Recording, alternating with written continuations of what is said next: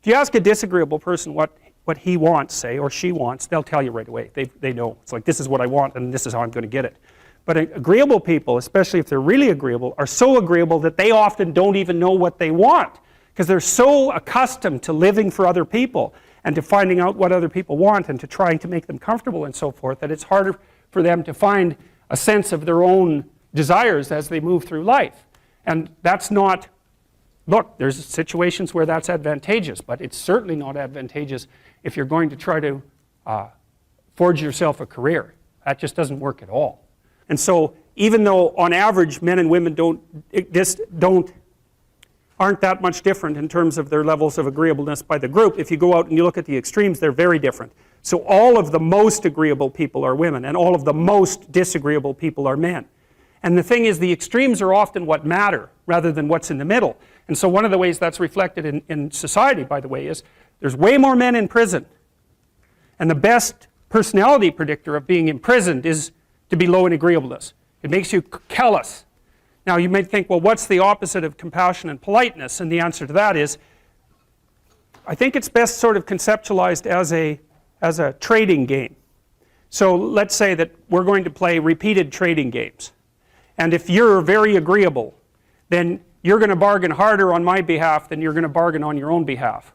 Whereas if you're very disagreeable, you're going to do the reverse. You're going to think, I'm in this trading game for me, and you're going to take care of your own interests. Where an agreeable person is going to say, no, at best, at worst, this has to be 50-50, but I'd like to help you every way I can. One of the things you have to be careful of if you're agreeable is not to be exploited, because you'll line up to be exploited. And I think the reason for that is because you're wired to be exploited by infants. And so that just doesn't work so well in that actual world. And one of the things that happens very often in psychotherapy, people come to psychotherapy for multiple reasons, but one of them is they often come because they're too agreeable. And so what they get is so-called assertiveness training, although it's not exactly assertiveness that's being trained. What it is the ability to learn how to negotiate on your own behalf. And one of the things I tell agreeable people, especially if they're conscientious, is say what you think. Tell the truth about what you think. There's going to be things you think that you think are nasty and harsh. And they probably are nasty and harsh, but they're also probably true. And you need to bring those up to the forefront and deliver the message. And it's not straightforward at all, because agreeable people do not like conflict. Not at all. They smooth the water. And you can see why that is in accordance with the hypothesis that I've been putting forward. You don't want conflict around infants. It's too damn dangerous. You don't want fights to break out. You don't want anything to disturb the relative peace. And if you're also more prone to being hurt physically and perhaps emotionally, you also may be loath to engage in the kind of high-intensity conflict that will solve problems in the short term, because it takes a lot of conflict to solve problems in the short term. And if that can spiral up to where it's dangerous, which it can if it gets uncontrolled, it might be safer in the short term to keep the waters smooth and to not delve into those situations where conflict emerges. The problem with that is it's not a very good medium to long-term strategy, right? Because lots of times there are things you have to talk about because they're not going to go away. And the advantage to having a well-socialized disagreeable person is that they really don't let much get in their way. So if you can get a kid who's disagreeable socialized, that person can be quite the creature, because they're very forward-moving in their nature and very difficult to stop. But if you don't get them successfully domesticated, tamed, roughly speaking, by the time they're 4, their peers reject them. And that's a big problem, because your job as a parent is to make your child socially desirable by the age of 4. Like you want to burn that into your brain, because people don't know that. That's your job. And here's why. It's easy if you think about it carefully. So you imagine you've got a 3-year-old child, so sort of halfway through that initial period of socialization, and you take that child out in public. Okay, what do you want for the child? Who cares about you? What do you want for the child? You want the child to be able to interact with other children and adults so that the children are welcoming and smile and want to play with him or her, and so the adults are happy to see the child and treat him or her properly. And if your child's a horrible little monster because you're afraid of disciplining them or you don't know how to do that properly, then what they're going to do is they're going to experience nothing but rejection from other children, and false smiles from other parents and adults. And so then you're throwing the child out there into a world where every single face that they see is either hostile or lying. And that's not something that's going to be particularly conducive to the mental health or the well-being of your child. If your child can learn a couple simple rules of behavior, like don't interrupt adults when they're talking too much, and pay attention, and try not to hit the other kids over the head with the truck any more than is absolutely necessary, then, and share and play properly, then when they meet other kids, the kids are going to try out a few little play routines on them, and that's going to go well, and then they're going to go off and socialize each other for the rest of their lives. Because that's what happens, is that from 4 years old onwards, the primary socialization with children takes place among other children. And so if the kids don't get in on that early, they don't move into that developmental spiral upwards, and they're left behind. And you can imagine how terrible that is, because a 4-year-old will not play with another 4-year-old who's 2. But a 5-year-old certainly will not play with a 5-year-old who's 2, right? Because the gap is just starting to get unbelievably large. And so the kids start out behind, and then the peers leave them behind, and then those kids are alienated and outside the peer group for the rest of their life. Well, those are the ones that grow up to be long-term antisocial, right? They're already aggressive. It doesn't dip down. Now, what happens to normal boys, roughly speaking? Imagine the aggressive 2-year-old types. They get socialized, so their level of aggression goes down, and then they hit puberty and testosterone kicks in, and bang, levels of aggression go back up. And so that's why males are criminals between the ages roughly of 16 and about 25. So, and it matches the creativity curve, by the way. It's so cool. If you look at the spike of creativity among men, 16 to 25, then it starts to go down. Criminality matches that absolutely perfectly. So that's quite cool.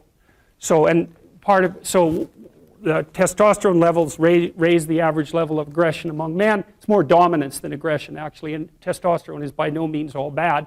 And then it starts to decrease at about age 25 or 26, which is usually when men stop staying up late at night, stop drinking as much, develop a full-time career, and take on the burdens and responsibilities and opportunities that are associated with a long-term partner and family. And so, well, so that's the development of what I would call predatory aggression, because I also think that the agreeableness distribution is probably something like predatory aggression versus maternal sympathy. It's something like that. So if you look at other mammals that are predators, because we're predators as well as prey animals, if you look at other animals like bears, the male bear has absolutely nothing to do with the raising of the infants. In fact, the female bears will keep the male the hell away, because he's likely to kill the infants and maybe even to eat them. So there's no maternality at all in solitary male mammalian predators. It's really useful to investigate the viewpoints of people who have opposing views to yours, because they'll tell you things. Not only will they tell you things you don't know, they'll also tell you how to see the world in ways that you don't see it. And they'll also have skills that you don't have, that you could develop. So for example, if you're an introverted person, it's very useful to watch an extroverted person, because the extroverted person has ways of being in the social world that aren't natural to you, that you can use to improve your toolkit. And if you're disagreeable, one of the best things to do with disagreeable people, especially if that's alienating them from other people, for example, because it can, people treat you like you're a selfish, arrogant son of a, maybe that's because you are. It's like, okay, so what do you do about that? One of the most promising treatments, let's say, for that is get the person to do something for someone else once a day, just as a practice, and learn how to do it. Maybe you can wake the circuit up, if you think that it's lying dormant in you, which is probably right. I think we have a very wide range of propensities within us. Some are switched on, genetic propensities. Some are switched on, but I think that if you put yourself in the right situation or walk yourself through the right exercises, you can switch some of these other things on as well. But it takes work and dedication and discipline. I would say, generally speaking, if you want to adapt yourself properly to life, you should find a niche in the environment that corresponds with your temperament. Right? You shouldn't work at cross purposes to your temperament, because it's just too damn difficult. But having done that, then you should work on developing the skills and viewpoints that exist in the space opposite to your personality, because that's where you're fundamentally underdeveloped. And that way I think you can extend out your temperamental capability across a wider range. And to me that's roughly equivalent as bringing a richer toolkit to each situation. So if you're hyper extroverted, you should probably learn to shut up at parties now and then and listen just to see what's going on, to see if you can manage it, And if you're introverted, well, then you should learn how to speak in public and to learn how to go to parties without hiding in the corner and saying nothing to anyone. And if you're agreeable, then you need to learn how to be disagreeable so people can't push you around. And if you're disagreeable, you need to learn how to be agreeable so that you're not an evil son of a bitch. So, and the same thing applies even in the conscientious domain. It's like if you're too conscientious, you need to learn to relax and let go a little bit. And if you're unconscientious, it's time like, get out the Google Calendar, man, and start scheduling your day, right? And beat yourself on the back of the head with a stick until you're disciplined enough so that you can actually stick to something for some length of time and not living in absolute squalor, which is something that would characterize someone who's very disorderly, for example, because they don't notice. It doesn't bother them, disorder. It's like maybe they can see it, but it doesn't have any emotional valence, and so it doesn't have any motivational significance. So the other thing you might want to think about too if you're choosing a partner is try not to choose someone who's too distant from you on the temperamental variables, because you're going to have a hard time bridging the gap. It's hard for an introverted person and an extroverted person to coexist. And it's really hard for an orderly person and a disorderly person to coexist because they will drive each other nuts. Why don't you pick up? Why are you so obsessed by it? That's the basic argument, So it's useful to know about your temperament so that you can negotiate the space with your partner as well. And I don't think you should try to find someone who's exactly the same as you, because then you don't have the benefits of the alternative.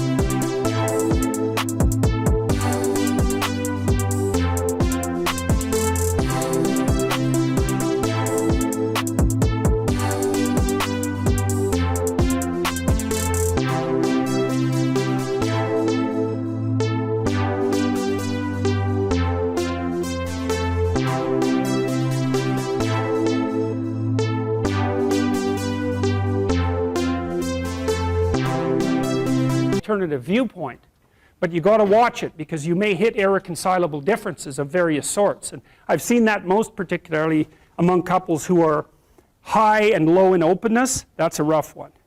And also high and low in conscientiousness. That's another rough one because they just cannot see how the other person sees the world at all.